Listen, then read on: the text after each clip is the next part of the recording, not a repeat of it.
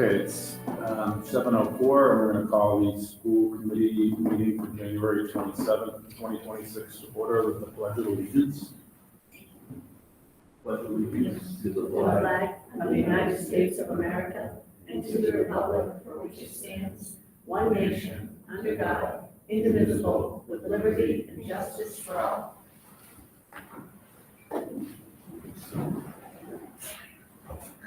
First on the agenda, we have the approval of the school committee regular session meeting minutes from January 13th, 2026.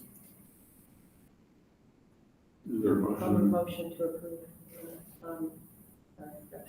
January 13th, 2026. Second. Are there any minutes? I see under matters for action, new business, under number 1, Miss Mitchell. She's missing an I. What section is that?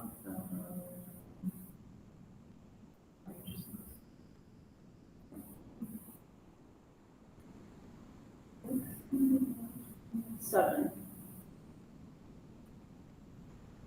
Second paragraph under new business, first, number 1. Anything else? Seeing none, I'll call for the vote. All those in favor? It's unanimous.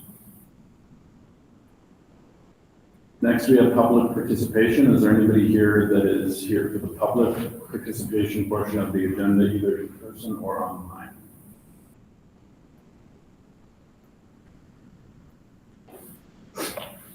Seeing none, reports and presentations. We have student presentations, but we didn't have schools today, so the school committee members aren't here.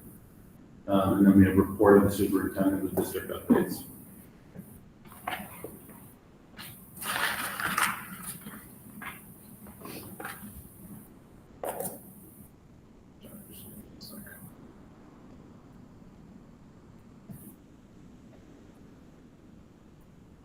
All right, good evening, everybody. I have a few updates to share with you. A lot of positive news from around the district as we kick off 2026. First, I want to just address the storm really quickly. I did send a message I shared with the school committee, just make sure you got it to parents today. If folks are watching, I don't know how popular our meetings are to watch live in person, but if they are watching, I just want to reiterate the reason for that message is just to, again, to alert folks that while the DPW plans to be out tonight to do sidewalk clearing, I mean, that's the plan. This amount of snow, it's going to be far from perfect, even if they, get all the sidewalks that they have on their routes done. Not every sidewalk in the town of Hudson is on their list. They only do certain sidewalks, and they do use school walk routes to sort of determine where those sidewalks are. So if you're driving around town tonight and you're still seeing sidewalks untouched, the plan is to have it done tonight after 10 o'clock. Or later. There was a townwide email, and I believe it was 10 p.m. to 7 a.m. Yeah. Schools and downtown. So they'll be working overnight tonight, which we appreciate. So I do want to thank the DPW. Ken Blood, who's one of their operational directors, has been my point of contact since Eric Ryder left a couple of weeks ago. Ken has been a really great partner and very responsive, not just to me, but also to Dave Russo, who's our facilities director. And there's a nice collaboration that happens between our custodians and the DPW. Yesterday they have a lot of new drivers, and as they were plowing out schools, they ended up sort of making things a little more difficult for our custodians, not on purpose, just not aware. Dave and Ken worked things out so that they were able to come back and help ensure that get the sidewalks done. So I want to thank the DPW. They were back out in force again this morning, cleaning parking lots again because we had more snow last night. And I have to mention our building custodians who were on shift yesterday.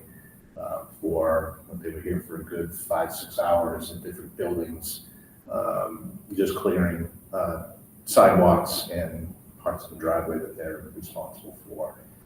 They work very, very hard to make sure that our schools are accessible, so I appreciate that. But today's cancellation was about sidewalks. We don't have a lot of walkers in town, but we do have walkers. And I just want folks just to be aware tomorrow that when we open, not going to be perfect, and snowbanks on the corners of different intersections are going to be there. Right? The PW doesn't necessarily knock those down as a priority. And with the cold temps hanging in all this weekend, week into the weekend, they're not going to melt. So I'm sure you've all been driving around town, you know, as you get to the end of the street, it's really quite difficult to pull out and make sure that you're safe. So just, you know, if you can, and your child walks to school, to find a way to help them get there safely. And I know that's a tall task for some families, and I recognize that. But as I said in my message, I can't keep schools closed indefinitely. So we gave another day to try and get sidewalks done. Hopefully that gets done tonight, and then we'll open on time tomorrow. We're watching another storm for next weekend. Right now, the weather service that we utilize, which is a pretty high-tech service, is giving us like a 50 to 55% chance of having a storm. But we're several days out, so let's not count on a 3-day weekend yet next weekend. But I do appreciate everybody's patience and want to thank everyone to get our schools ready to hold it. So with that, just a few items to share with you. Very excited that Mulready was one of 55 schools honored last week as a school of recognition. Pictured up on the screen on the left is Commissioner Pedro Martinez. I don't know if anyone took the job in Massachusetts that he's coming with such a prestigious name for Boston Red Sox fans. So that's our new commissioner on the left, Pedro Martinez. That's Principal Kelly Sardella. That's our elementary curriculum director, Judy Merritt. And on the right is the Secretary of Education appointed by the governor, Patrick Tutwiler. Dr. Tutwiler is a former superintendent from the Lynn Public Schools and a really amazing advocate for public education in Massachusetts. So the distinction was based on essentially MCAS performance for these 55 schools. And as you can see, they were honored. There's another photo that's actually in the packet that shows the whole group on the steps inside. If you do Where with Waldo, you can find Miss Sardella right in the middle of the pack with a big smile on her face. They're proud to represent them already. So I was glad the two of them were able to go in. It was supposed to be the superintendent and the principal, and I had 2 meetings that I absolutely couldn't reschedule, so I was very disappointed, but glad that Judy went in to be there for part of the honor. Congratulations to the staff and students of Mulready on outstanding performance. And there is a quote in here in my packet that I'll open. Yeah, I did. From Secretary Tutwiler, who talks about being proud and grateful for the hard work, passion, and dedication coming from these schools that are being recognized today. And the part of the quote I like is that they reflect what's possible when our educators, students, families, and communities work together with high expectations and shared commitment to success. So very positive situation. Just keeping you updated on our space utilization study. What's on the screen here is the scope and sequence that I shared with you at the last meeting, just highlighting what's happening in January. The team from LBA was here last week on Wednesday and Thursday, and they visited each building where they toured with Dave Russo was there, Dan Gale was there, Tim Goulding, our Assistant Director of Facilities and HVAC Technician was there, and each building principal was part of the meeting, and then I was there as much as I could be. We discussed, they toured the buildings, but had conversations as well about how space is currently being used. We talked about that in terms of curricular programs, academics, and extracurricular programs. They talked about where space is not working for them or not adequate for the current needs. We talked about future goals and where we're going as a district or individual schools relative to space. And then they looked at mechanical conditions of the building. They saw spaces in our buildings that I'd never seen before. I've seen one boiler, I've seen them all, I think, at this point. So really informative sessions with LBA. So I put the monthly meetings up there. I know that Chris, you're interested in attending those. And Marsha mentioned that as well. So that's in the packet, but I can also send out messages so you can see that those are the monthly meetings that are coming up. So first would be February 5th at 1 o'clock. So just keep you aware of that. Some exciting information around the winter season for athletics. I know our students usually talk about sort of what games are happening, but you know, I think it's important as we highlight all the great things that we do at Hudson High, just to pull some things out that I think are particularly important. We have a co-op girls hockey team that moved up to Division One this year. That's the largest division, and they're undefeated at 12-0 at least at the time of this printing, and ranked last week #1 in the power rankings. And some individual achievements. Dylan Gaffney, who's a junior, was named the Mass High School Gymnastics Coaches 9.5 Club 3 times this season. Junior Emmanuel Rodriguez, junior Cameron Lanigan, senior Jason Blake, and a co-op student athlete from Assabet, set a new school record in 1,600 meter sprint medley. And Hudson High juniors Jordan Souza and Tim O'Malley, who scored their 100th career point this season as members of the boys hockey team. And then Christina Bruce, who's a senior, joined the 1,000-point club for her scoring in basketball this summer. So some nice highlights from the winter season. Hudson High may be small, but we're mighty, and our programs are continuing to find success in a variety of different ways, both as teams and individual athletes. I want to mention that Mamma Mia will be on the stage in the Paul Skip Johnson Auditorium this weekend. Opening night is Friday at 7 o'clock, and then they will have 2 shows on Saturday, a 2 p.m. matinee and a 7 p.m. show. Tickets can be purchased at the door. Mamma Mia's show, based on the music of ABBA, so if you like disco and bell-bottom pants, you should go.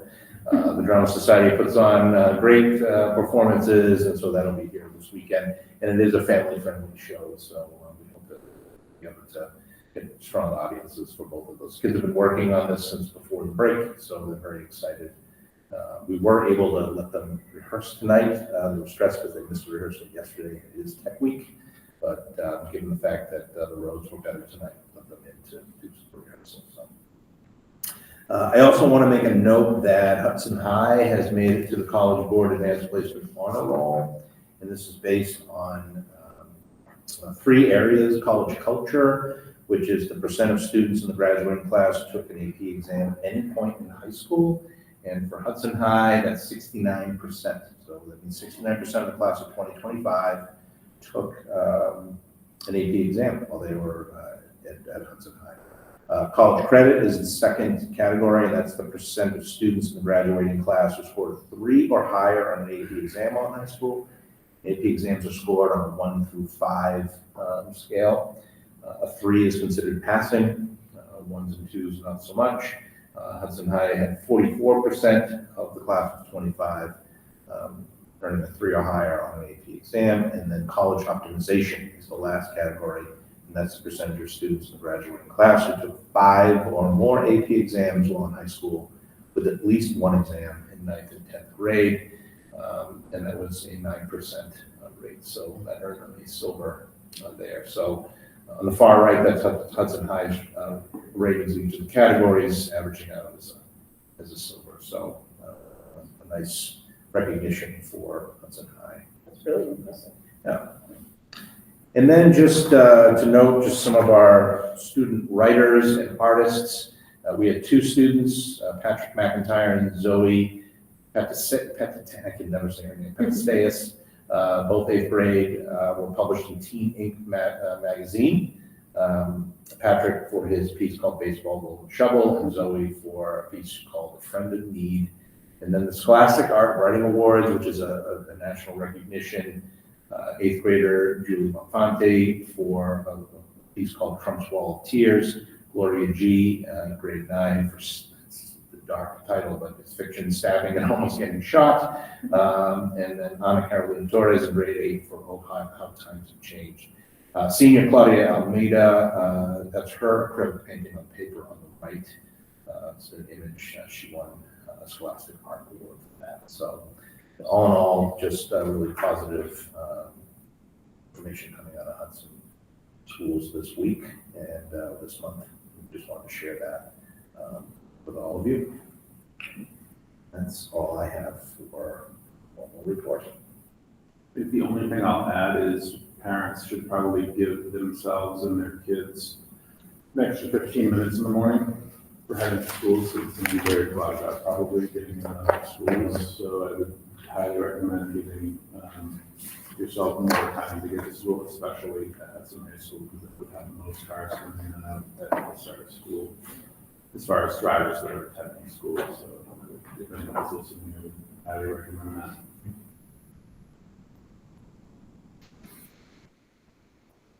So next we have subcommittee reports. The budget subcommittee met, but we will be discussing that under old business with the 2027 budget development update. So I think we can leave that for there. I don't believe any other subcommittee has met. Student advisory is meeting in the beginning of February, and my best guess, buildings and grounds will probably meet maybe towards sometime in March would be a guess based upon the next couple of meetings that we have coming up related to buildings and grounds. So next we have matters for discussion, old business, fiscal year 27 budget development update. So as we just had the workshop, Stan works his way up, we just had the workshop last week, so we're still in the process of doing some follow-up on that. Our job right now, as Dan's office is working on, is to, we shared with you our hopes, right? So now we need to crunch the numbers and see where that puts us in terms of funding that's available. The town has committed, Tom Gregory made it public in a meeting a couple of weeks ago with the select board, that they have committed to the 2.5% plus the 500,000 from the override from last year, which puts us at just north of 3.5%, I believe, next year, which is what we were banking on. So this is good news for us. Of course, this is all pending any changes that might happen on the town side, but that's how we're operating, planning with that. We have had some information come in from the state trickling in around what we should expect for state aid now that it's the end of the month. But I'll let Dan sort of fill in some gaps, and then we can answer any questions. We continue to finalize. When we come to the February 10th meeting, we'll have something more concrete for you.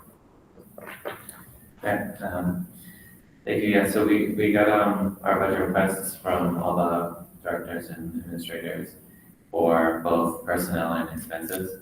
I'll just note on the expense side, we've reviewed projected out-of-district tuitions, which could potentially need a very big increase. So we're going to be meeting next Monday to review that with the special education director. Any kind of big increases on the expense side will then come in our ability to, add any staffing on the staffing side. Besides the out-of-district tuition, you have need for several new softwares in the technology budget. So we're looking at those and trying to prioritize what we can afford there. The other expense lines are pretty normal inflationary increases. And for salary, we're currently bargaining with the admin assistant union and the custodian union. But we have negotiated last year with the teachers and paraprofessional unions, so we know what to expect for FY27 for those unions, which are our larger unions. And then,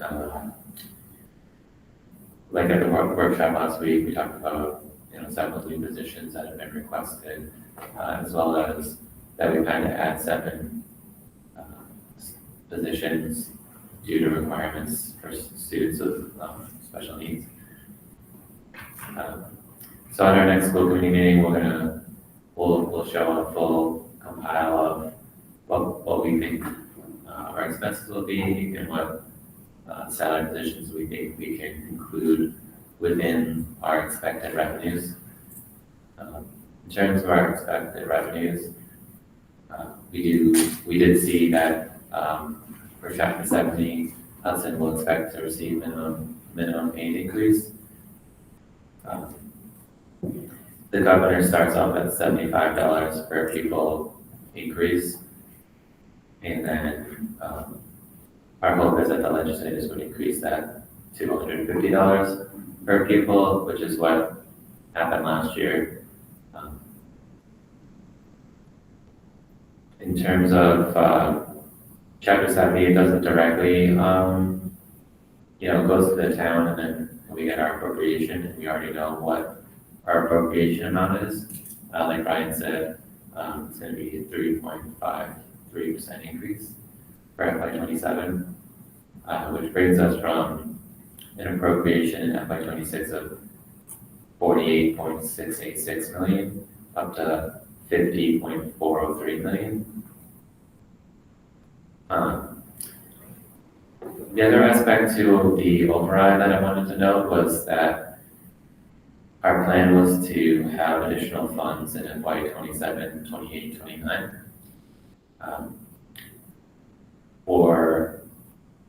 So FY '27, we're in good shape. For FY '28, we'd expect another additional $500,000. And then in FY '29, $250,000. So in combination, that would be $750,000 total. So at the end of when the FY '27 budget is complete, we would expect the town to have an excess levy of $750,000, so that the money would be available for future budgets. In the presentation of the town budget that the town manager did, he only had an estimated like 160,000 left in the excess levy after that FY '27 budget was, what his proposal was for that FY '27 budget. So we checked in with him on that. And after the cherry sheet is like the number that's come from the state on how much like we'll get for Chapter 70 and other things from the state, as well as pretty like good news, favorable news on health insurance. He thinks that they'll have at least $500,000 in excess levy, based on the budget that he's presented. So we're still a little bit short there, so we were just... You're talking about 28 right now? Yeah, so after the '27 budget is funded, like what's gonna be left over for '28? Right now, over email, he was thinking he would have at least 500,000. But our number in 28 is 750. Yeah, he. Well, number 28 is 500, our number 29 is 250, so the 750 should be there for 28. The funds, those two years. He's now saying that we may have just 500. Yeah, that's not the agreement. Yeah, so, and we, in December, had talked to him about like the FY '27 number, but we should have double checked probably with him. But he also knew that 12 hours expectations were. We did set like our expectations for '27, '28, '29 back in December. So, we're hopeful that, we'll continue to discuss that with.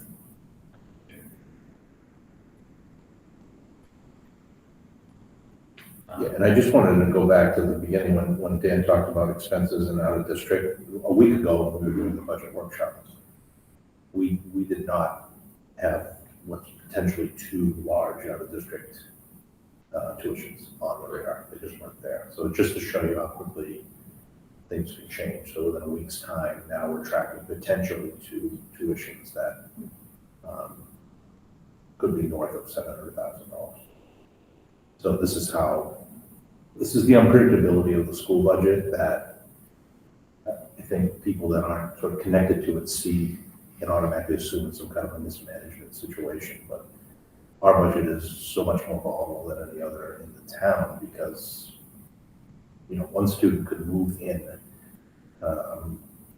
with another district placement already that we then can't say, well, we're not going to fund that. That's just not how it works. So it makes it really challenging to project. And Dan and Elise are closely in communication all the time around tuitions. So because we know that that's such a moving number. So just within a week, it can change. And so if the out-of-district budget has to go up by that much, then that means that other expenses or positions that we're looking for need to not be funded, right? So that's the conversation that we'll have for you on February 10th and share what that balances out to and some of the recommendations we make to you around that.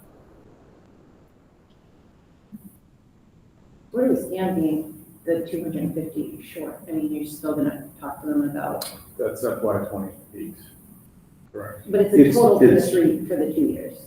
Yeah, so it's that 750 that we would hope would be an excess levy when they finish funding 27. Feasibly be there from the override that will be used in 28, 29 for us. I just don't understand how it's not. Exactly. It gets applied on the.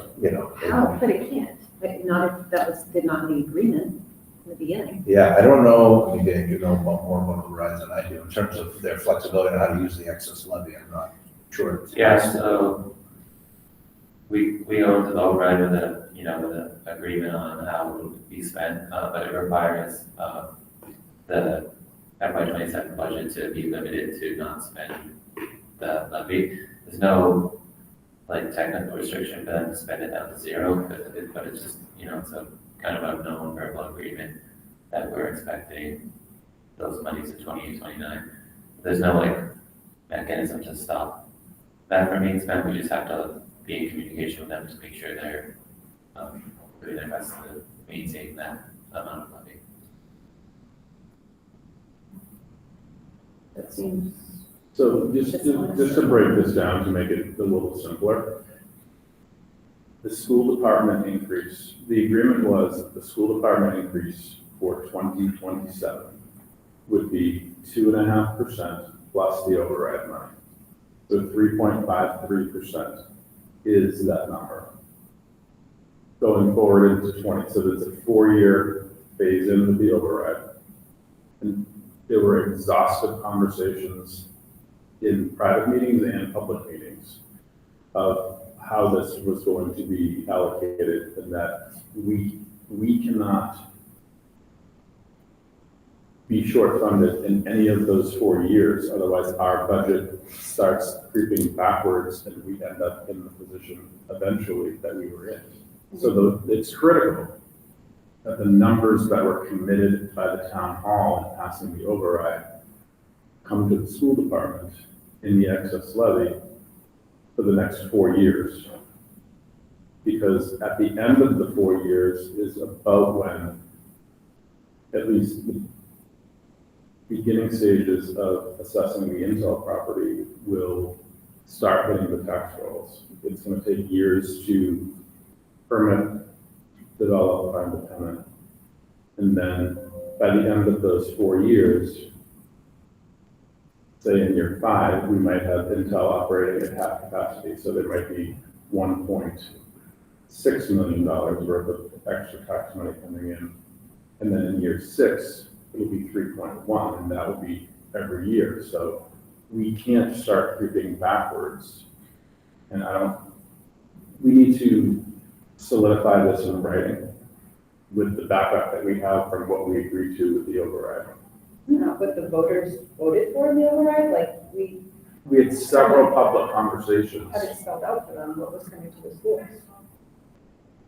that it needs to, what's allocated in the override will come to us in every year. So it's discouraging to me to hear on the town side that the amount in year 2 of the override, he's already starting to creep that number back, which can't happen. And I don't think anybody could have been clearer between Dan, the superintendent, myself, Steve Smith.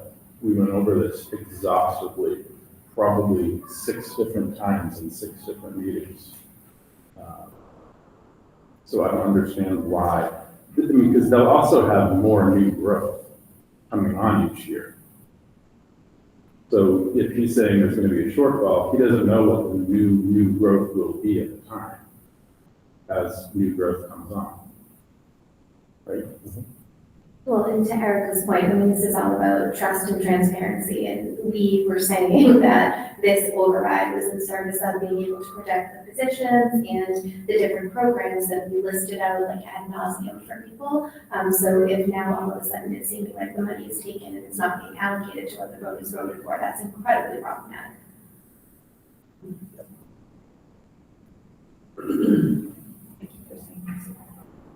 Well, that's why we wanted to alert the committee, that we want you to be aware of what we're hearing, just because we know that your advocacy is going to be really important. We feel secure about FY '27 right now.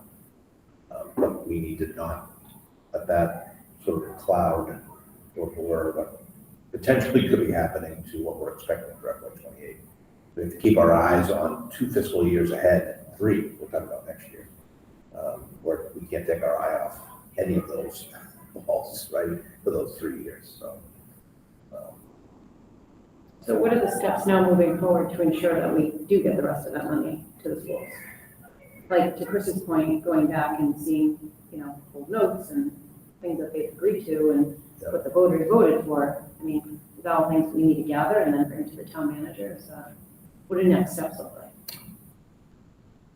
Yeah, I don't know, do you want to weigh in on that, Dan? You want I mean, yeah, we'll, follow up with another email, just to check on, any updates he has, because, I'm not sure if he's factored in, like, the insurance, he just mentioned that the insurance looked like it was kind of coming lower, which was pretty helpful, so, we'll try to get some more information on, what his expectations are, and like, just, we confirmed, like, that, what we were expecting, an email yesterday, or today, so, we'll follow up. I know we have our budget meeting with, select board in February, but, and that's an opportunity. We have 2 meetings back to back in select board. Usually it's Dan, the chair, and I that will sit, so that's an opportunity to put it in front of that board. And then I would say that if, we had luck last year having meetings with Tom, Steve, Chris, sometimes select board members. If we need to do that, which may be the case, to sit with Tom, have Chris go as the chair, invite Scott, so forth. So if we feel like we're running up against the wall, we want to stay on top of that so that they just consistently know that that's our expectation. Right. And then select board members know that because they can apply pressure, for lack of a better term, to make sure that that's honored, right, the will of sort of the voters.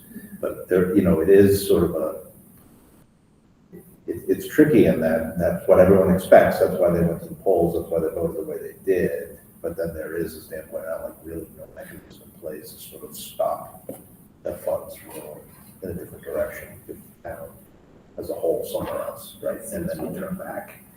And as I said, when we were approaching this year's budget, one of the concerns I have also is another way they could work that, careful, is that they say, yes, we can do the 500,000, but the 2.5% is going to actually be 2%. No. Right? Which is the same thing, it's just doing it for voter perspective, saying, oh, well, the override money's going where it said it was going. But the understanding that Chris was talking about in all those meetings wasn't that it was the 2.5 was the baseline, right, over the next 4 fiscal years with the 4 distributions of the excess levy. So I want to make another point. Correct me if I'm wrong, Dan, the only reason that we're in this position is because and I will commend the assessors department. They picked up on the new growth with the power company. So Katie Evangelista in the assessor's office found new growth that should have been taxed through this power line, which was huge. And the only reason that the override was reduced and phased in over 4 years was because of the finding of this new growth. So the new growth that the town found, and I'm praising the assessor's office very highly for doing that, caused us to pivot, change the structure of the override over a 4-year period to reduce the burden on the taxpayers. Because if that didn't happen, we would have had it all in a year. It would have gone up. There would be no incremental increase. So the only reason we're in this position is because of the town. It was it was about 6 weeks before the override. That information came from the town, we adjusted the override. So how can they go back and say that the increases in the incremental years may or may not happen? We would have had it all right away and guaranteed for 4 years rather than on an incremental basis. We had to pivot due to what the town found and implemented as far as new growth, which was great. So we wouldn't even be talking about this if they hadn't found the new growth that they found. So Yeah, I don't want to forget that fact either. and the way the tax levy works is, if they spend more of the override sooner, then the tax increase happens faster. You know, instead of being spread out the way we thought over 4 years, it could be, the tax increase could come faster. Right. And then just to go back and break it down a little further with the positions that we needed to fund in this year's budget that we weren't expecting, there were 7. It's 6 positions that are ABA related, which is requirement of the state to comply with state law, and 1 was a kindergarten teacher because we had increased enrollment at the kindergarten level. So it's not as if something was added because we thought it would be a good idea. It was added out of complete necessity in every case. And we're still spending within our budget or within our school choice funds. So it's not like it's costing the town anymore. We're not funding other things.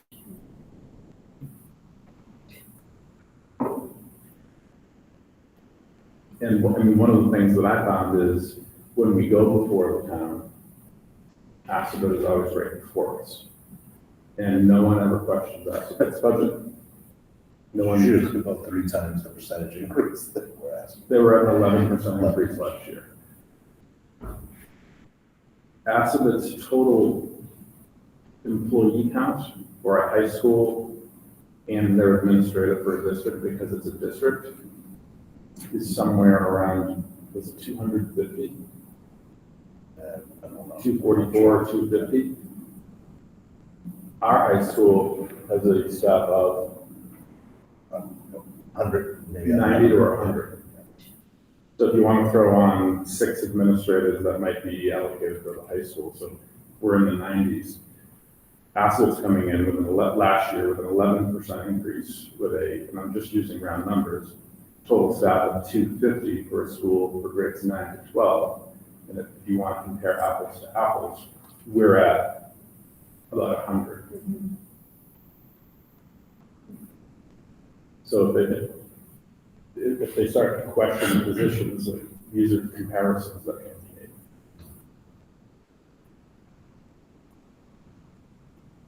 Okay, so that's a good plan. I mean, we need to Yeah. include this in the next select board has a lot of people in attendance. There's a lot of people watching, and we need to just bring awareness to this, and we can make sure that everything, that we keep our word to the voters. We're there the last Monday in February, so for members to go. And I would strongly encourage as many of us to be there as possible. Again, tonight it was just like, we don't want any of the committee members to be surprised by what we're hearing. We want you to hear, and the public, we want to share this with the public, that you're aware of what we know, and that, we'll continue to work together. So we find ourselves where we should be, looking at 28, 29.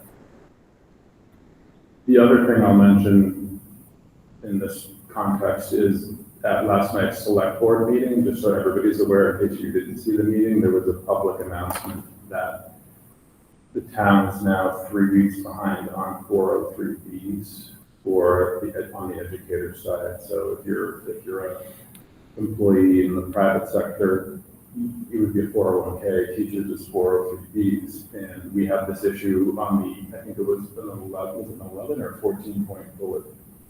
Yeah, we did 2 letters, but the 403Bs were on those letters, yeah. Both, and they were caught up, and they've fallen about 3 weeks behind on 403 403B payments, which they're trying to address, so. I did have an update on that, just, I get the board meeting myself too, and I have on the two deductions from January now just got into my account as of today. So, it was January 8th and January 22nd, those deductions took a lot longer because, Those hit today? yeah, they're in my investment account, so I think teachers will see them in their investment account like today or tomorrow. But, Because Neil said last night he was 3 weeks behind, yeah, and today they hit. Well, and I had that on my agenda as well. I was going to bring it up at the end of the meeting. I wasn't clear from that explanation last night why this happened. Was that on the vendor side as was being reported, or is that something? so, the file that the town sent to the vendor, didn't have the information that the vendor needed to process the payments. The first file didn't have the correct information, the second attempt didn't have the correct information, and now the third attempt last week did have the correct information.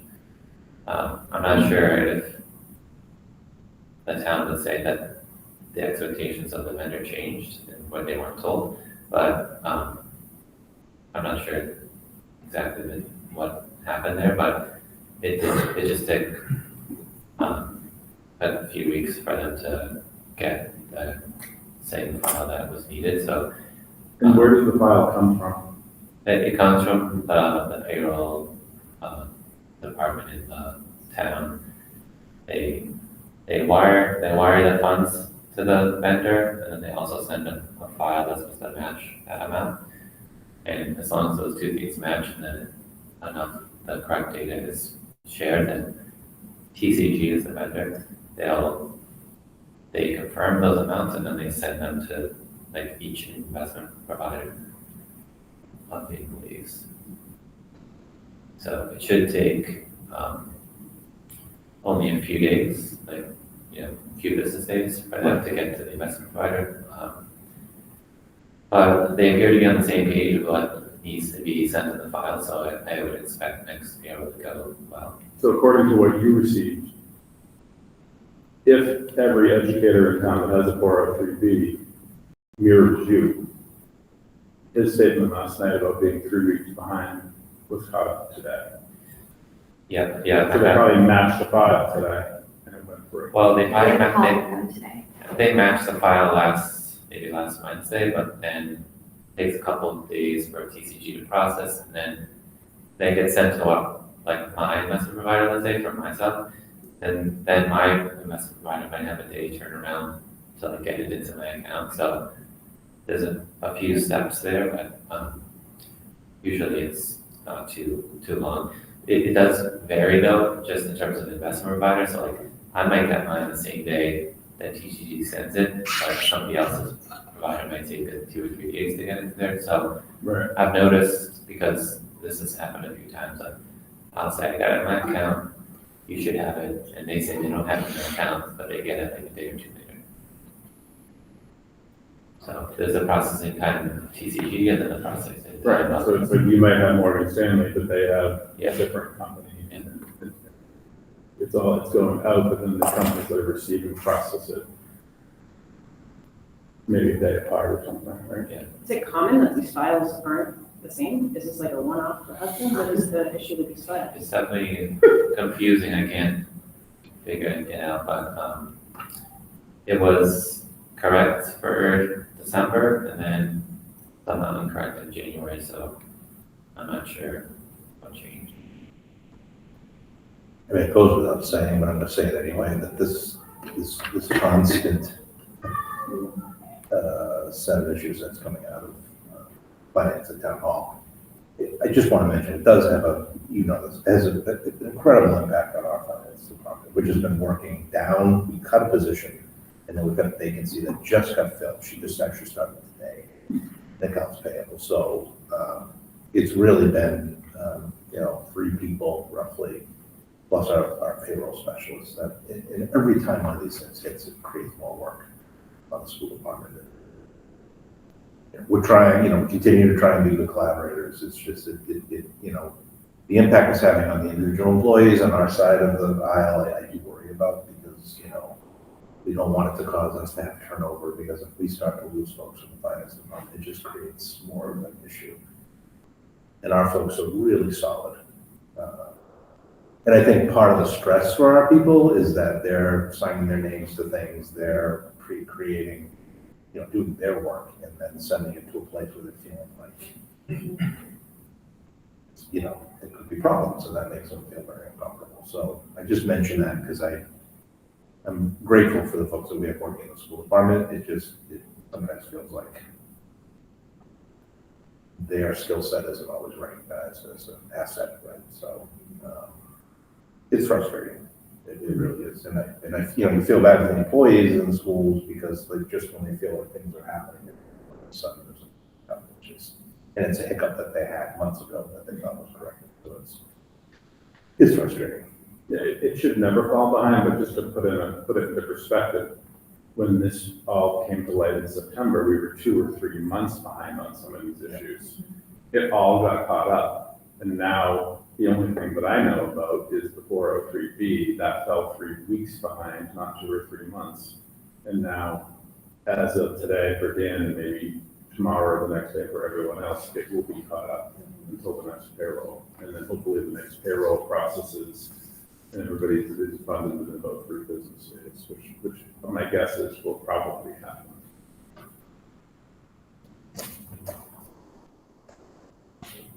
We're on it. We trust you. I don't know if there are any questions, additional questions on the budget. The next topic, which is the roofs, that's also related to budget, but it's capital, so it's a little bit different than the operating budget.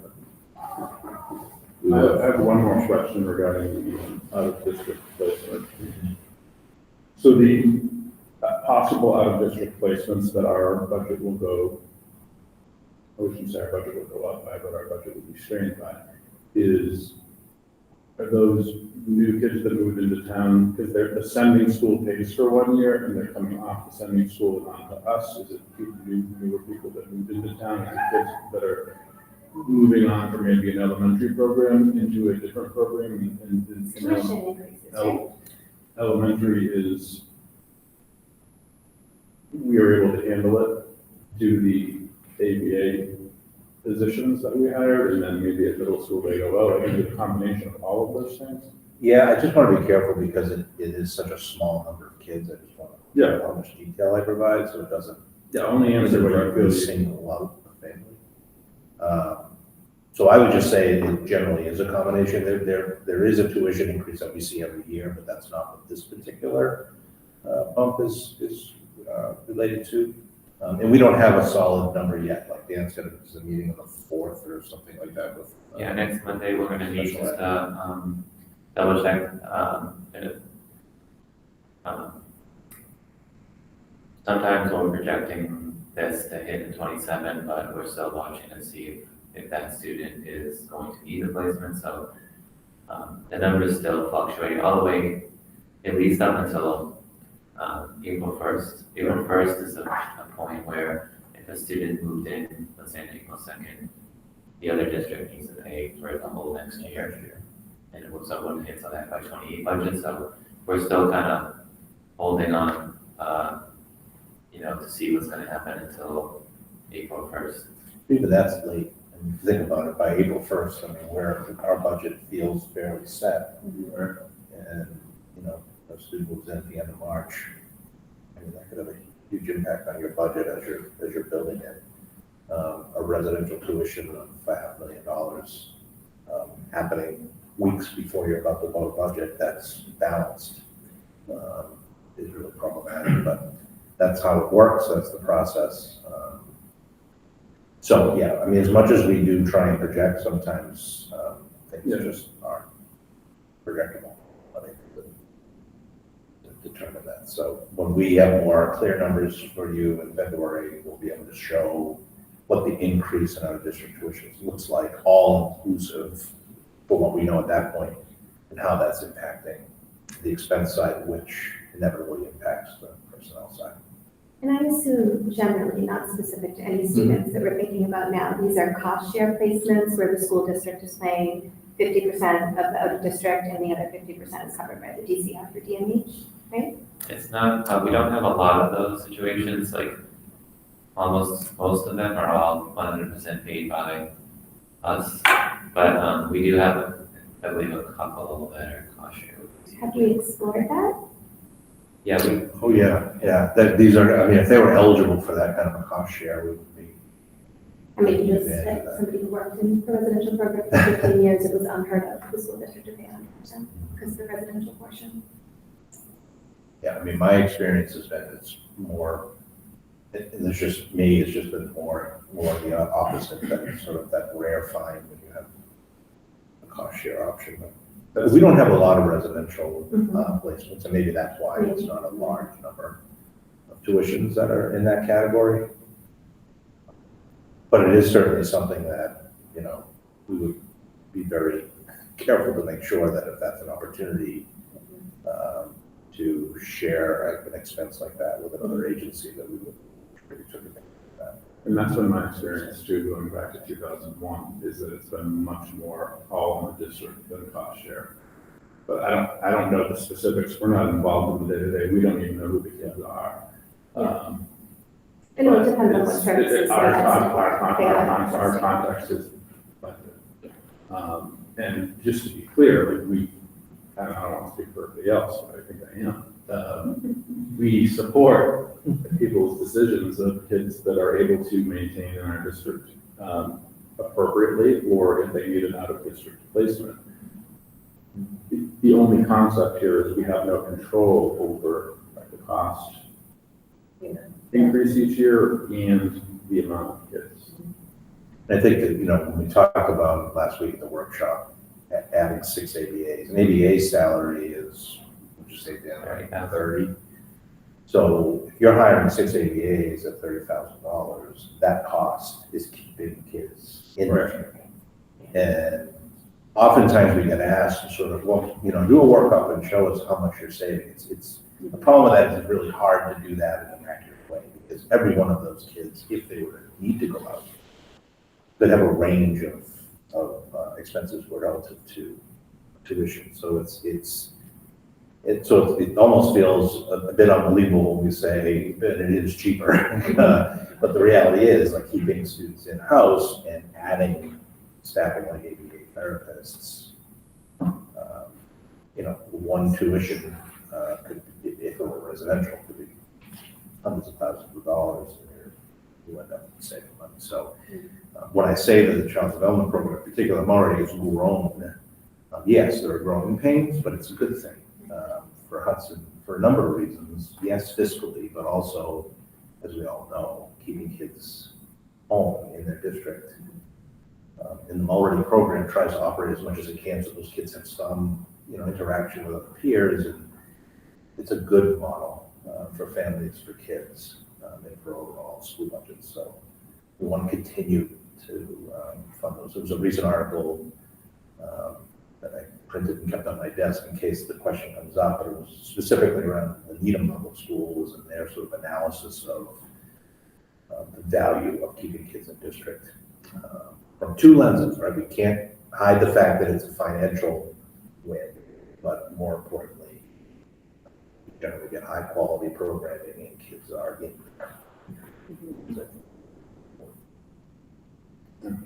Well, just to say too, to wrap this up for anybody who's watching, it's not that a family would choose an out-of-district placement. Right. You have to keep your child in the least restrictive level of care and education. It's that needs, kind of their individual needs surpass what we can actually do here through the lens of safety. And so just so people don't think it's kind of the equivalent to just, no, I'm choosing this because we don't have X, Y, and Z. It's safety. Brian, I just want to say too, I'm sure that it is hard to find the exact number for, you know, the savings associated with every APA, but, you know, I do think that it's an easy concept to understand that if that program didn't exist, you know, the X amount of kids were going out of placement because, you know, it might be a tough fit inside the classroom. It's, you know, an easy concept to understand that is vast savings for the district. Yeah. And also that these, like, I think the general public might see 7 positions and say, if the average person is 60 or 70,000 times 7, that's 400,000 and change. It sounds like 6 ABAs and a kindergarten teacher are more like in the range of the high twos. So those 7 positions affected our budget somewhere between 250 and 300,000, not 450 and 500,000. And for a small district, I will say, I said this when I came back, because these programs weren't here when I left as principal in 2018. In a relatively short period of time, Hudson stood up some really important, what we would call separate programs in district though. From the child development program, which services students up to the spectrum, and then social emotional programming,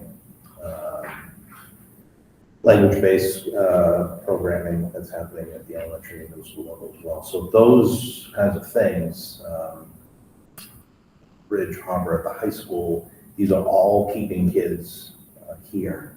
It gives, which a lot of districts don't have, when Gary talked about the least restrictive environment, it gives us a place to support kids in Hudson before we even have to have the out-of-district conversation in most cases, right? Some disabilities are such that we know that we don't have those programs for them, but the number of programs we have, which are staff intensive, no question, still end up saving districts money. And for Hudson, the district our size, 2,300 students, 5 schools, there's not a lot of schools out there our size that have been this sort of successful in setting up programs.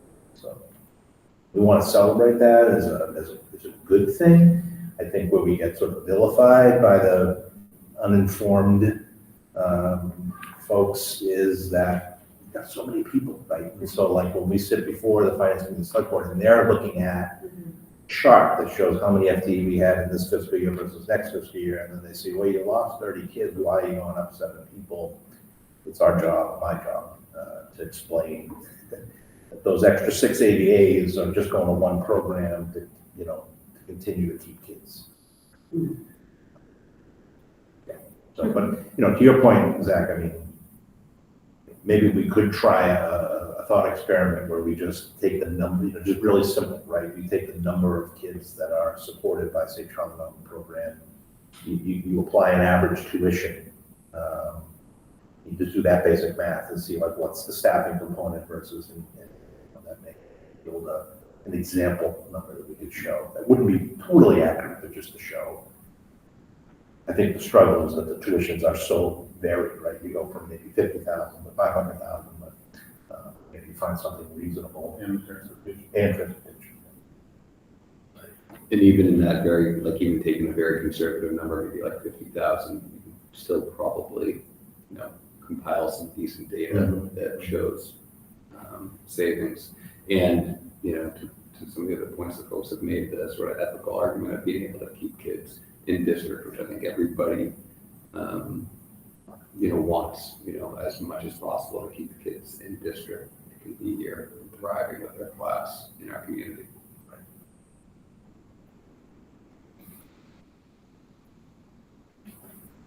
Questions on the budget? No, I don't know if anybody else.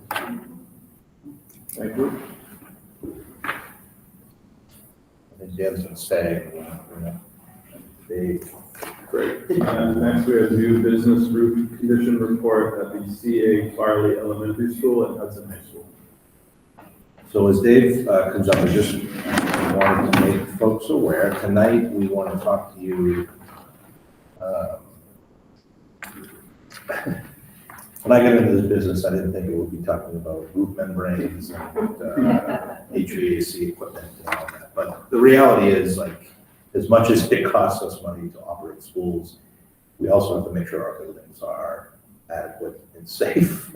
And part of that is making sure that the physical plant is, impervious to water and whatnot. So we have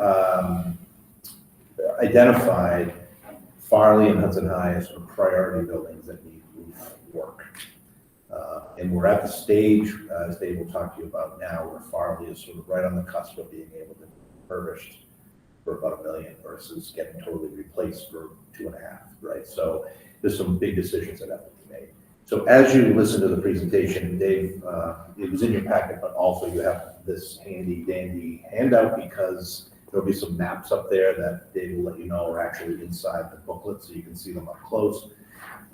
We're sharing it with you because we are looking for some agreement or support from the school committee to move forward with a potential debt exclusion question for the spring to address these two groups.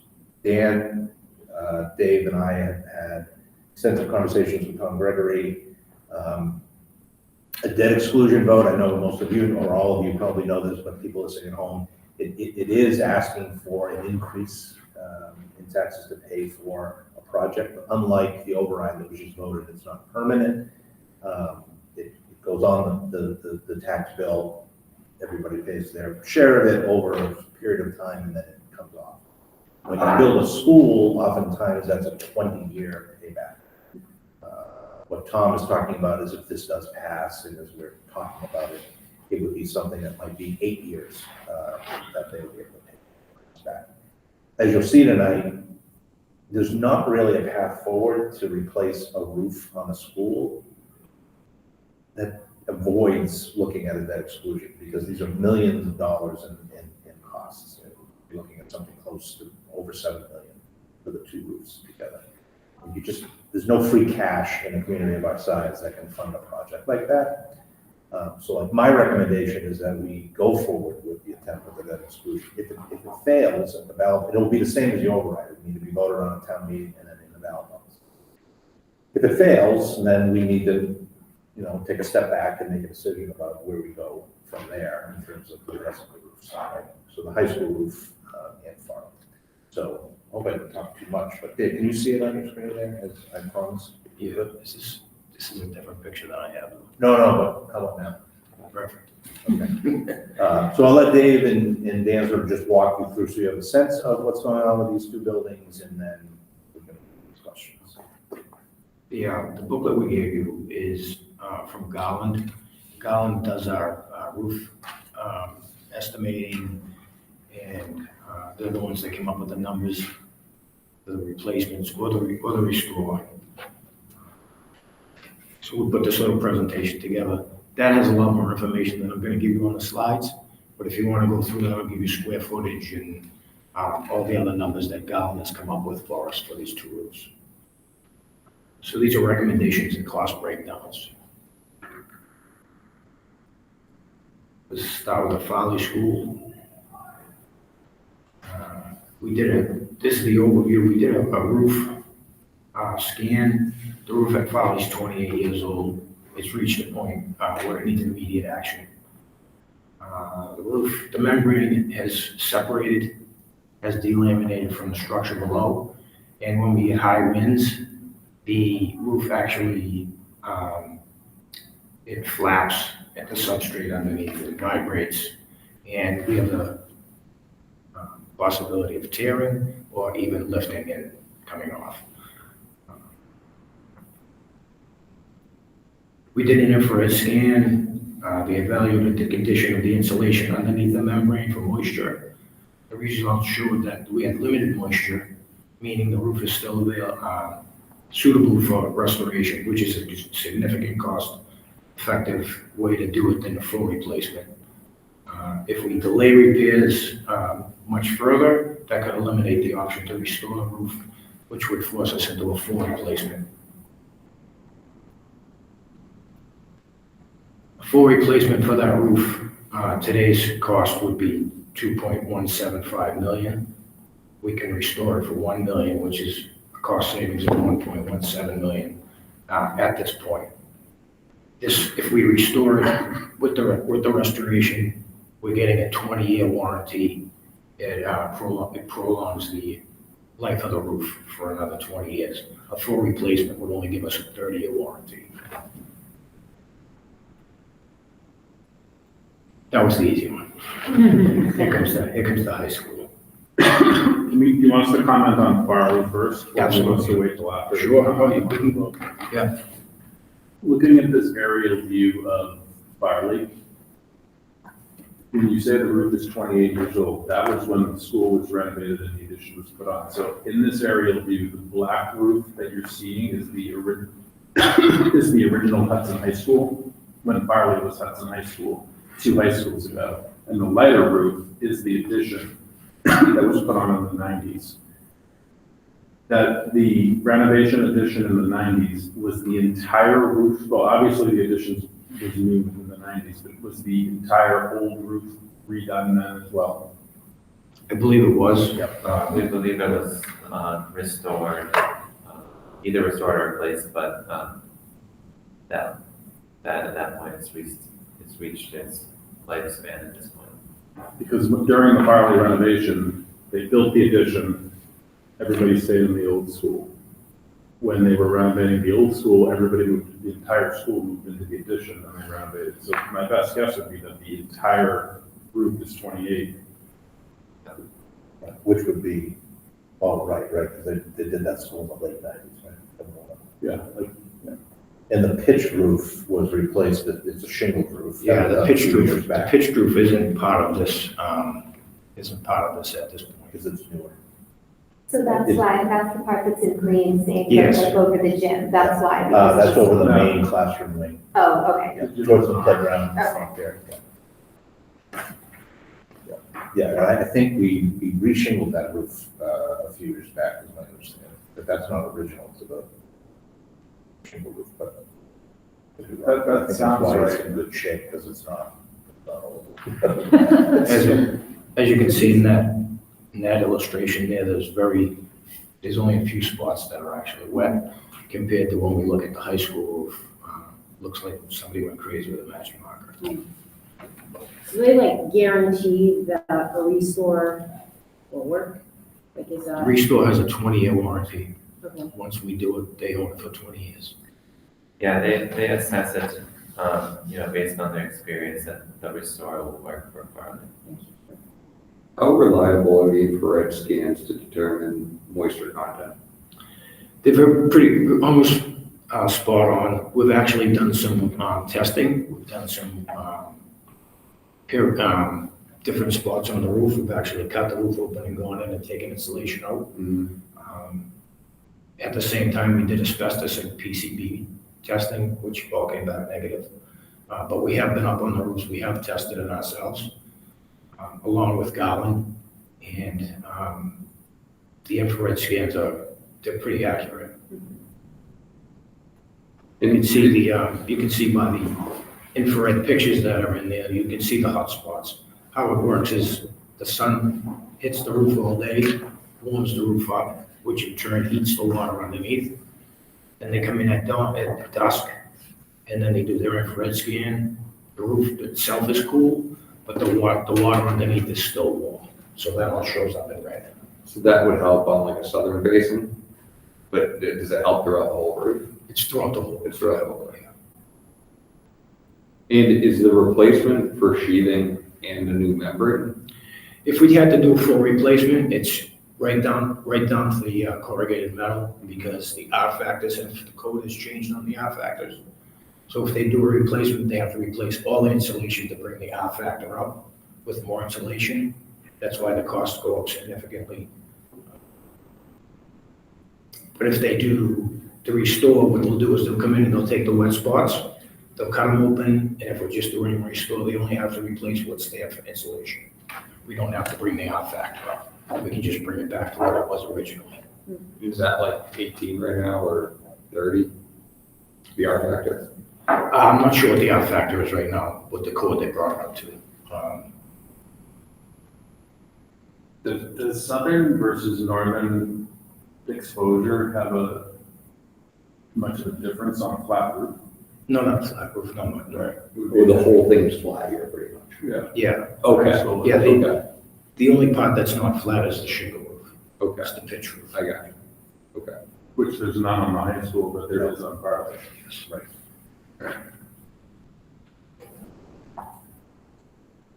Another question I have about the high school before you get started is, I was on Buildings and Grounds back when we were doing the punch list in 4, 5, and 6, we had like a 3-year process of punch list items, and then there were some, talks about roof things that needed, to be adjusted or finished. And I don't ever remember seeing an aerial picture of the high school with the 2 pods. So there's 3 pods on the back.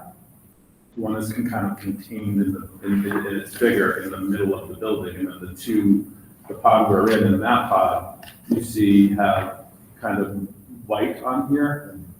So I'm not talking about where it's broken down in the orange and yellow, but in the aerial view, the 2 pod roofs appear to be different than the rest of the school, and I don't remember that before. Is something different on those roofs? Those are coating they added a few years back to, I think the purpose was absorption.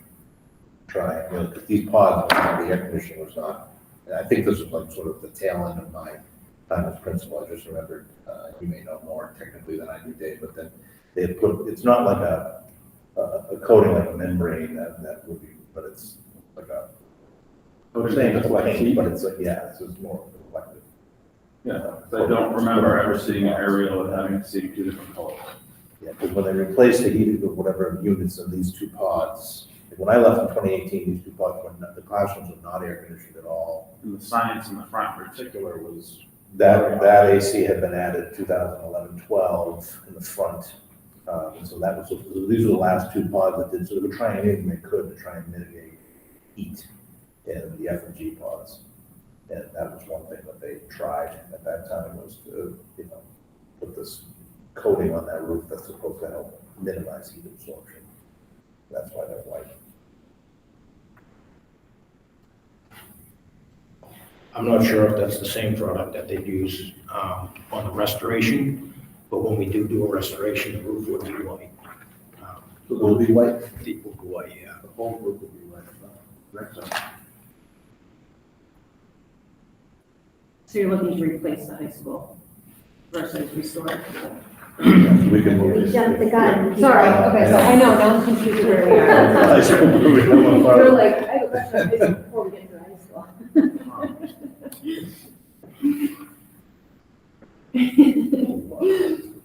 Shall we move on to that? Yes, yes. You're back up. Moving on to the high school. Roof at Hudson High School is 23 years old, reached a point of needing immediate action. An infrared moisture scan was completed in April of 2024. And identified several areas with significant water infiltration. Color-coded diagram, which is in that book, will show you, it breaks down 3 different colors. The red is the severe, where it just needs to be replaced, it's completely saturated. The orange has multiple wet spots throughout the whole roof, and the yellow is in fair condition, which is candidate for restoration. The two red spots, sections G and E, that's with the significant level of moisture. Section G has active leaking, which is on the back of the building, which houses the main distribution electrical system. Where all the main power for the building comes in, we have water leaking into that room. It also leaks into the wood shop, significant leaks into the wood shop, where we have hundreds of thousands of dollars worth of equipment sitting there. We're not using it at this point right now, but it's still a significant amount of money sitting there with the, if we could lose it at any minute, I have pictures coming up, you can see that. Those 2 they require full replacement. Section J, which is the largest section of the roof, I say, probably maybe 40% of that is colored in red. And then the yellow is just for restoration. This is how it breaks down. You get the replacement for G and E. And sorry, line here. Sections G and E will be $370,000 and another $30,000. So you're looking at $400,000 for those 2 replacements. The big roof would be 3.725 million, and restoration would be 1.950. So we're looking at 6,075,000 if we're gonna do the whole project. Do we have ducts going through the attic, ductwork? We do have ducts that penetrate the roof, yeah. It's all different. We have air conditioning ducts. We have makeup air ducts. We have fresh air ducts. There's a lot going on. Yeah, so there was a lot of that. The chairman of the building committee at the time took air conditioning out of most of the building. So everything had to be retrofitted to put it in at a greater cost. And have we checked just air quality, mold and everything? We haven't done any of that yet, as far as I know. Since I've been here, I haven't done any. I Okay. don't know what happened before I was here, Okay, but just given like the amount of moisture that appears to be up That's- in that space. those And we have a are ductwork going through all. those are of it. words I don't like to hear come out of my mouth. Yeah, Those are bad words. yeah. I think that would be a good thing to do, just to make sure that, I know we're talking about a lot of money and stuff, but just to make sure the air quality is good. If we have a lot of moisture throughout that whole space and open ducts blowing all over the school. The good news about the red section in the back, I don't know if that's J. Yeah, there are no students that go in there. That's, And then the other, Oh, just on the lecture. well, yeah. that's more of a thing, more of a service hallway. I mean, mold is a problem. One end of it. But thankfully, there aren't classrooms that are getting leaked on back there. It's a lot of mechanical rooms back there. And that roof, when they designed the high school, if you're in the library and you look at the back, that roof was designed to be an outdoor patio area, an outdoor space. So when they built the roof, they put the membrane down and they put these like large tile type items up there that almost looked like Walking pavers. yeah. And what they ended up doing, they never ended up using it as an outdoor space because they didn't design it properly, and so it wasn't ADA accessible. You couldn't get out there if you needed, if you were in a wheelchair, you didn't have any issues with mobility. So it was just never opened as a space. And those tiles ended up, causing this roof to be in much worse shape than the rest of the membrane. So it's aged even quicker because a lot of moisture got trapped under it. There was moss under there. So they removed the tiles a few years back just to try and give the roof the ability to have more life because they were worried it's destroying the membrane.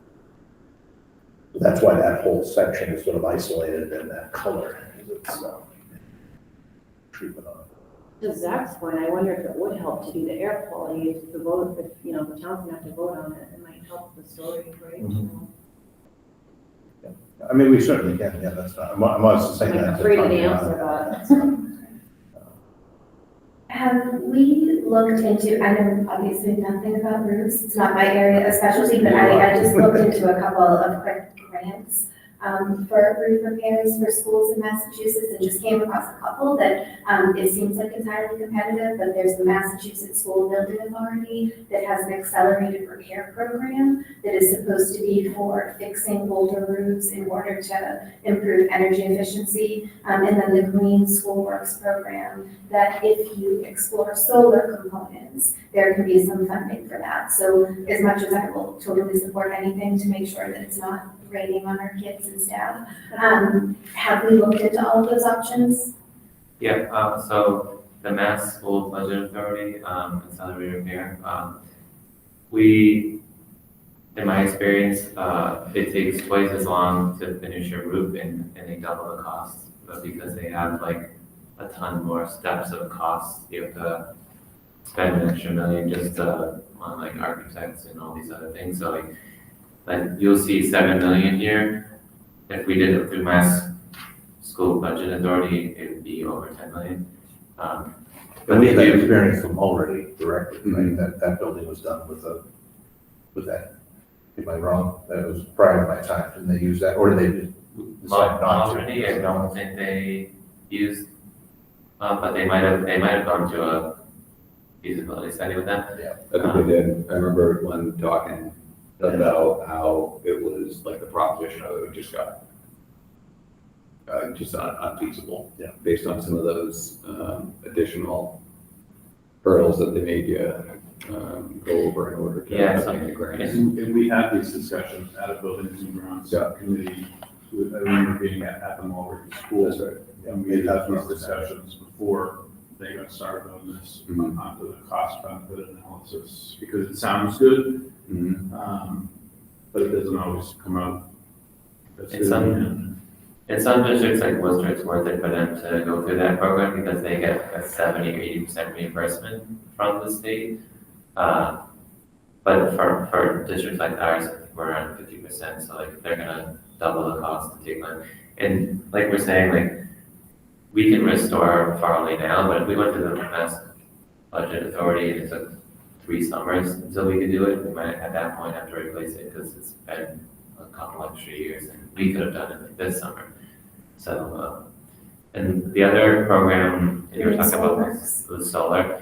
Hudson Light Power doesn't want any solar in the town, so we don't anticipate putting solar on any buildings. They say it can be insulation or solar for that one. I think that we should just be prepared to tell the story that we've explored all possible options. Here's why it won't work for us. Some of those talking points, just like we did for the override, because getting this passed at town meeting and on the ballot is going to be very difficult. So I just want to make sure that we tell the story of this in the same way that we did the override and really do our due diligence. So any numbers that we can have, even saying we applied and here's the feedback that we got from it, and I'm happy to help with any of that. I think it would be really important. I imagine that some of the feedbacks would be, we already voted yes, we already, increased our taxes, we already, that money that we already are paying extra should go to, this, so maybe like somehow how we can tell that story about how this is. Yeah, it's gonna, there's no question, when Tom raised it initially, I thought it will be an incredible uphill battle. His experience has been that, and there's probably some truth to this, like things like building projects resonate differently with residents. It's like, yeah, okay, we need a roof, we'll put a roof on. I don't know. One of the reasons why we're trying to go a little more quickly, because I was thinking, let's separate ourselves from the override by a fiscal year or two before we come back and ask. There's 2 things. Number one is the clock is ticking on the roofs, and you don't want them to get worse. And by the way, we haven't talked about, and we're not tonight, but Forest Ave is a roof that will be down the road. Quinn is now at 12, 13 years old, so that one, 8 years, 10 years from now, right? So we need to be on top of that, or else we're gonna find ourselves for a tough spot. But the other is that we know that there's conversation about a project at the library. So I don't wanna be ever in competition with another major project in a department in town. We wanna be fair and take our turn. So the library will not be ready to be debt exclusion conversation for this coming fiscal year. So it's almost like this is an opportunity to put something out into voters. So I'm not saying it'll pass easily if it does. But the grant around the green schools, like that's, if there's options other than solar, if they're talking about insulation and things like, we should certainly explore that. I would say, in addition to what Dan mentioned with the Hudson Light and Power, my last district, I think we had solar panels on 7 of the 10 schools, and they ended up being a major problem when we needed to replace a roof, because it added a cost to have another vendor come in, remove the solar panels. We put a brand new roof on, they put the solar panels back on, and in some cases it immediately voided the warranty, because they were, screwing holes into it. So there are other tricks for that. But if there are other things you could think about that could be included in the project that might make us qualify for something. Yeah, I found 4. I'll send them to you. There's also a capital fund. I mean, all of these are for emergency situations. Yeah. But these pictures speak volumes. And this is really concerning. I mean, one of my kiddos, when they were at Farley, when it rained, it literally rained in the classroom. So I can have him do a little PSA for us. But this is urgent. So I just want Brian, what is the warranty we have at the Quinn Good one, right? 30-year. Should be a 30-year. Oh, it would be 30, because you said it was 12, and we might, so. Yeah, I just think like as they get to sort of the 20 to 25-year-old age, then they start to show, even though you have a 30-year warranty, it's Yes. just, yeah. It depends on what you do to them too. If you don't touch them, you get a better chance of getting 30 years. But if you start adding air conditioning and penetrating roofs and having to replace stuff that doesn't fit in the box that you just took it out of, you know, it all depends on what you have to do. But 30 years is a warranty if you don't touch it. Dave, we got off task there, sorry, if you wanna. That's okay. Bring us home. You're good. So this is this would be the complete breakdown. Folly would be $1 million. The high school would be 6.75 million. And then we put a placeholder in here for 180,000 because if we're gonna be doing the roofs, the HVAC equipment is the same age. So we would wanna consider maybe replacing that while we have the roof apart and open, instead of having it die 4 or 5 years from now and having to open up a brand new roof again. So the total cost would be 7.255 million if we did this whole complete project. The diagrams of the roofing sections I had in there, I have some photos coming up of active leaks. That was just my color-coded chart. This is the entrance to the high school, and the roof you see above the entrance right there, picture right next to it. And when you leave tonight, if you look up, you can see where the roof is starting to let go. We have an active leak right in that.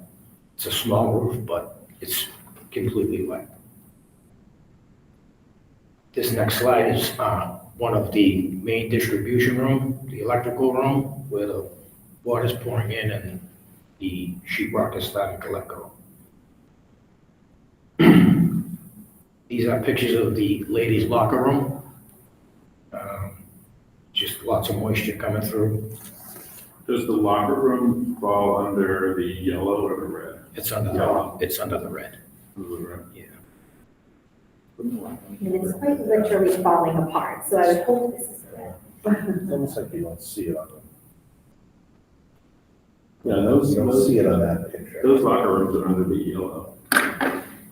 But at least they're adjacent to it on the, I think in the aerial view, the way the angle is, you're not seeing them. Okay, it's in the same hallway as the distribution in the, well, actually it's down. It's Yeah, across it's down, it's the moment, right, it's under the gym. right across from the gym. So it's yellow. But that's yellow, and that's what we're looking at. That's, That goes to tell you what yellow represents. How bad yellow is. Imagine the road. the next slide is, you can see on the wall where, this is the wood shop.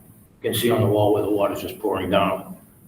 It's just dripping rust down from the steel beams above. So that's an exterior wall right there. And then on the other side is a roof over the, what you don't see right there are windows. It's on the outside wall, and that's the roof right above the windows. Is there ice damming there, or what's causing that?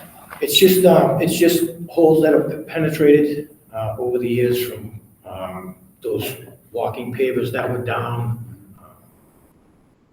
And I don't know what else has happened up there. I haven't been around long enough to know. But I know that whole section just needs to be taken up and redone. How did come this got as far as it did? Like, it wasn't caught, but like when Harvey's was caught, it could have been more restored than this. Oh, I think it has. I think there's been a lot of that going on over the years. There's, If you look at some of the pictures of some of the aerial views, you can actually see patches that have been done on some of the roofs. Oh, I see. So this is the type of presentation we're gonna have to put together for town meeting. Yes.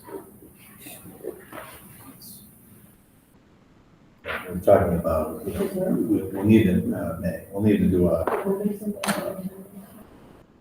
right. we'll need to do a formal presentation. We also want to, say today, like we want to work with Garland to come up with like a one double-sided handout that people can see some images, some facts that they can carry with them, in addition to us, I think so. When we get to that point, Garland has already agreed that they will come in and do a much more high quality presentation for us. They'll be able to answer all the questions, the R factor questions and all the other stuff.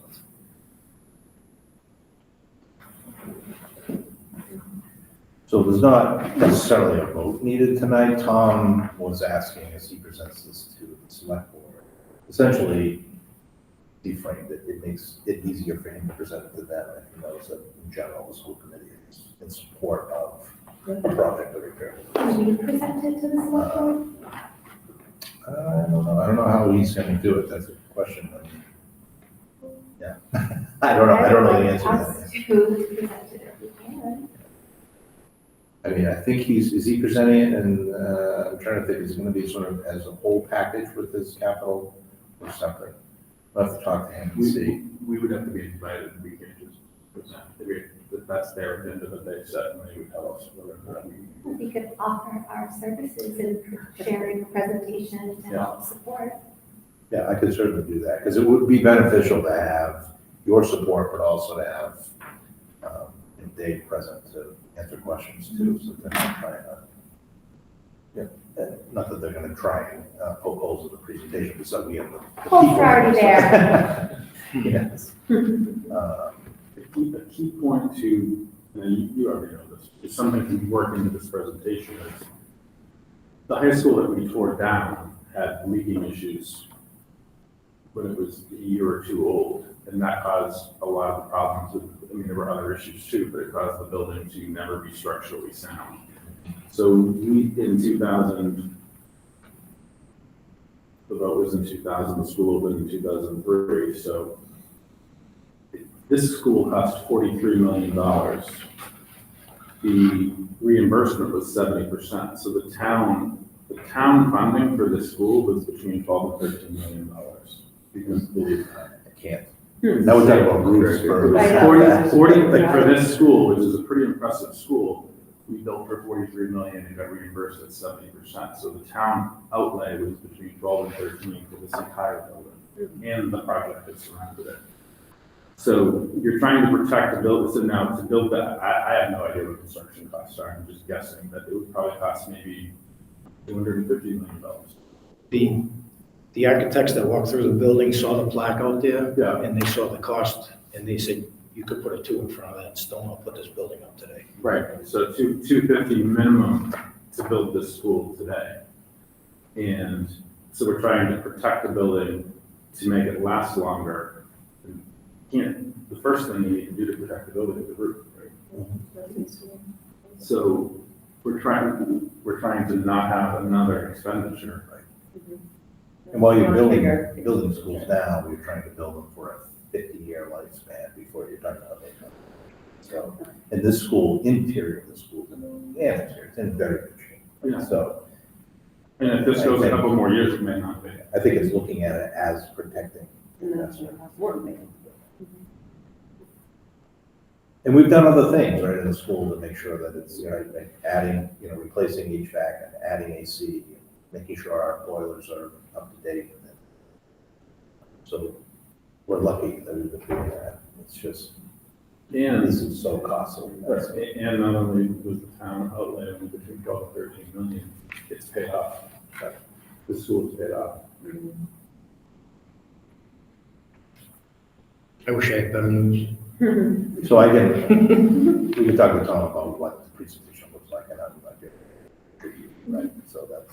And we would give like numbers, like exact numbers of how much over the 8 years the taxes would go up, and then. Yeah, I would think that when he presents this, because the select board would have to vote to put it on the warrant in the ballot, and so they're going to be that kind of mission. I don't know if he'll have to be prepared to say what the average impact would be, but I think that's easy enough to figure out. And I think, Dan, is that calculator that we use for the override allow you to configure a debt exclusion impact? the property taxes? Yeah, we're actually gonna try to create a custom calculator. Another town did that, and we're gonna work on creating something so they can even see how much it is per roof if they wanted to. Okay.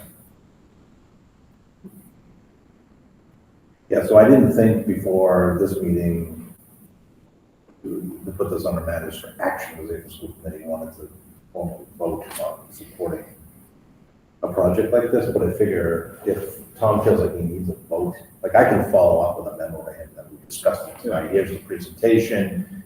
There were no sort of strong voices in opposition to moving in this direction. And if he needs a formal vote, if that helps him, we can bring it back on the 10th and then we can vote. Right. If that's okay with you.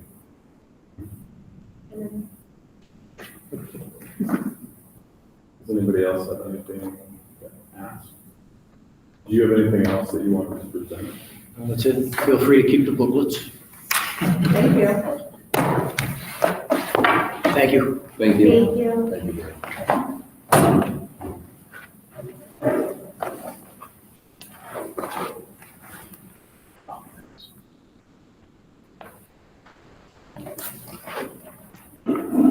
So next on the agenda, we have matters for action. Old business, we have none, and new business, we have the approval of the recognition of Hudson High School as schools community activity. I asked Dan just to brief you on what this is and why you're being asked to vote tonight.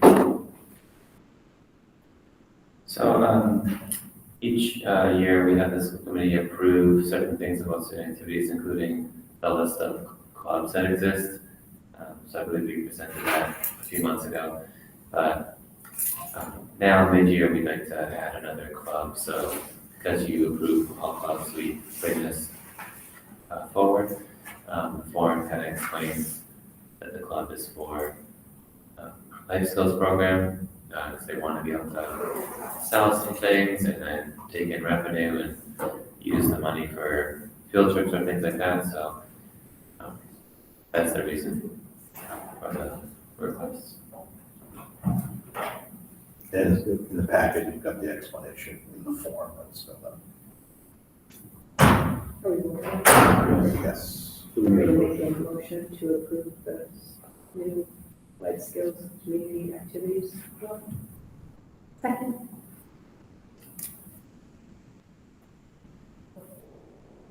Anything further to discuss on it? Seeing none, I'll call for the vote. All those in favor? Unanimous.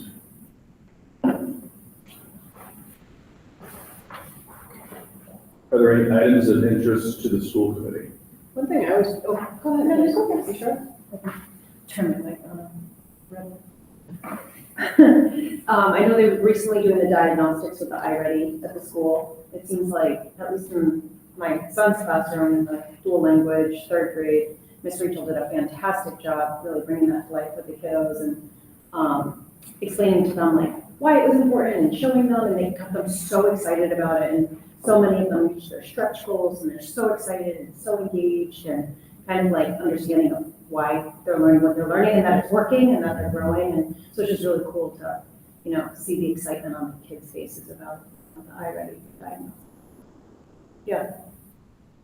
We do have, I have promised you, and it's still in the works, so we do have the data presentation to bring to you that will include some iReady data on others. So we're working with the directors on pulling that all together for you. So I was hoping for January, but it just didn't pan out. So we'll have more information for you on that. I have two things. One, can you remind me what month we vote on the school calendar for the next school year? Because there are a lot of questions coming up from people around that. And I know we want to prioritize getting dates for conferences out earlier this year, since they'll now be happening during daytime hours. Is that typically March? June and March, yeah. Okay. But we do have we have a working draft, has to come before the committee twice, so I'm fine to work to get it to the first reading team in February. I think that'd be great. There's a lot of people who are asking for it. Yeah. So we've already got it sketched out. It's just a matter of, I think I may have mentioned that Labor Day is late next year, so the school year starts later than we've been used to. So Teachers will report on Monday, the 31st of August. They've been reporting around the 24th, 25th the last couple of years. That just bumps everything out later. So yeah, we can bring a draft for you to discuss on the 10th. That we can move up a little earlier. And then the second thing, just again, there have been a few people reaching out. Could you just review for us what our procedure is in the guidance that we're giving schools if ICE were to show up on school property? Yeah, and I thank you, Tara, for bringing this to my attention before the meeting so I could come with a little information tonight. So we did draft a protocol in January. It was actually January 24th. We pushed it out to schools last year, 2025. It's an internal protocol for responding to immigration, customs enforcement, should they arrive at school. So, and based on your question that came a couple of days ago, prompted me to push this back out again to reminder to principals and had them last year share it with their front office staff, just sort of frontline folks. The protocol we put together was based on guidance that we received from the state last year.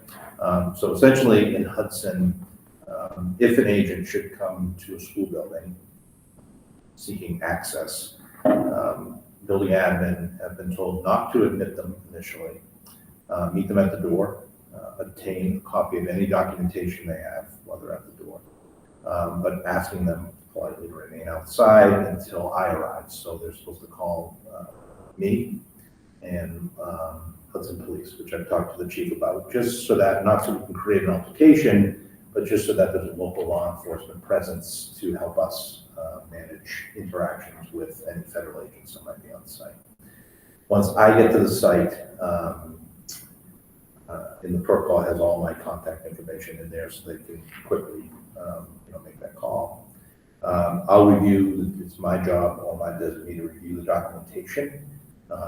We've already had a conversation with our student attorney law firm. They have told us that we can, not silly to fax them or scan and send them a copy of the documentation so we can have a lawyer look at it right on the spot. And then if they're seeking access, it's in the guidance here, to specific student or students, the schools call parents or guardians immediately, and not to give agents access to students without parental consent or ideally presence. It gets a little trickier if a student is 18 or 19 years old at the high school. It's a little harder for us to hold the line on it. But one piece of this protocol is that if we do determine that they can gain access, and this is one of the reasons why we want to have speedy to be involved, we don't want them entering the building itself, like into the area where students are. Like we would bring them in, have them into a conference room where we could use that as sort of a spot to work with them on, right? We never want them to be traversing the school, kind of walking the halls. This also includes some reminders in the protocol about not sharing student information with agents verbally or in written form. It reminds them that student records are confidential. There's a hyperlink to FERPA in the document. That ICE and law enforcement are not able to access records without a subpoena, court order, or legal mandate. Instead of documentation is presented, it has to be provided to me or my designee, who will consult with the legal counsel before any action is taken. It talks about federal and local law enforcement not being given access to students or student records without parental consent, and again, or ideally presence of the parent. That administrative warrants do not allow agents to enter a school without explicit permission from the school, and the permission can only be granted by the superintendent or the designee. A federal judicial warrant does allow them to enter the school. And again, the protocol will be give us the warrant, if they're there with the warrant, let us then, while they're outside, confirm with our legal team that it is in fact, because I'm not going to know the difference between these types of warrants. I don't know the unlock. And so those protocols were reviewed last year, but this was a very so ultimately, and Rick Percio was great when I talked to him about this last year about saying, yeah, absolutely, we'll be on scene and we can help be in the area. Again, not looking to create conflict, but just looking to protect kids.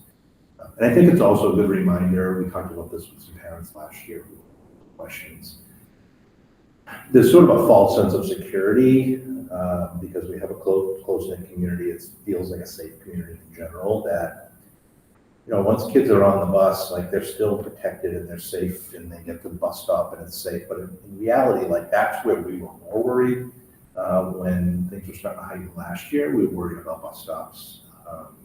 The bus drivers have been briefed, by the way, by the first student. They have their own protocols on what to do around not letting students off the bus if there's a concern, and returning students to the school if they have to. So they've been briefed with their own company protocol, because they're in the First Student's a national company, so they're dealing with this across the states. So, but that is a worry. Like, if kids, we can do what we can with our buildings, but then once they're walking home or they're walking from a bus stop, last year that was the thing we were worried about most, right? That's where they could be approached if there's activity in the area. So our Welcome Center does a nice job at supporting families who have questions around sort of legal rights. We have cheat sheets that they can take to help them navigate any interaction that they might have with us. And they can reach out anytime to Welcome Center. So, yeah. Thank you. Absolutely. No, thank you for bringing it back up. It's unfortunate that we have to keep talking about these things, but. Anybody else? I have one thing. It might sound early to be talking about this, but it's going to be February soon. It's going to come March very quickly. So last year we brought the Hudson High School graduation speaker for the school committee representative back. I did it last year. Kind of the unwritten rule in the past before it changed that we didn't have a school committee there, and then we brought it back last year. Was if you had a child or a relative graduating, that you could, pretty much be the speaker if you wanted to be. I did that last year. I had 3, my son and a niece and nephew graduating. So I just want to open it up to anybody this year, and I'll send an email to everybody. If anybody's interested in being the graduation speaker, we'll get that information to Brian. We'll get it to Lauren, and go from there. I don't think there's anybody on the committee that has a child or a relative graduating this coming year. So if anybody, and it's really a fun, rewarding experience to participate in graduation. I try to go to graduation and at least one other senior activity here, so I'd encourage you to go if you can. Everybody's schedule is busy. So we need to start thinking about that, if it's going to come quickly, right? Yeah, I appreciate you bringing that up. As many of you that can go is always appreciated, because ultimately you're the ones that are.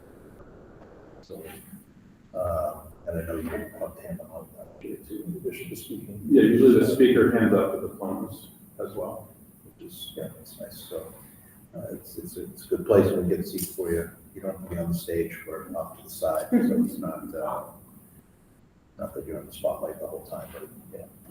Joan on the stage. And the plan is it's a Saturday again, and I believe the 11 a.m. They're trying to do it early, so it's not as hot. It's the first Saturday in June. Okay. It's usually a pretty quick event. it used to be. No. It is much quicker now. Yeah, I think it's the 6th. Yeah, because last year was May 31st. Yeah, June 6th and 11th. Yeah, weather permitting. I haven't talked to Lauren actually in too much detail about her plans on inside outside, but I think she's still wonderful. That way Sunday's the rain day, which we had a good one. We did. Okay, so there's no need for executive session tonight, so we need a motion to adjourn. Motion to adjourn. Second. All those in favor? Unanimous, and we're adjourned at 8:54.